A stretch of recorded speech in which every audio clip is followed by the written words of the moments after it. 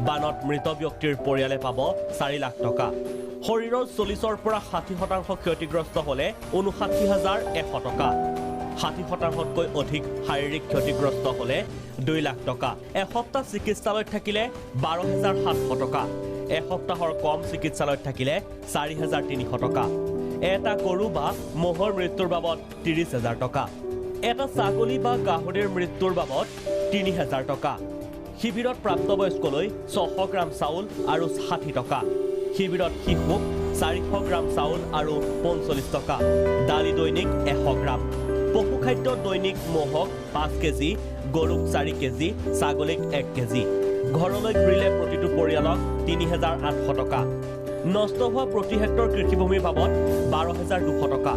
নদীৰ সুতিত নষ্ট হলে প্ৰতি হেক্টৰত 37,500 টকা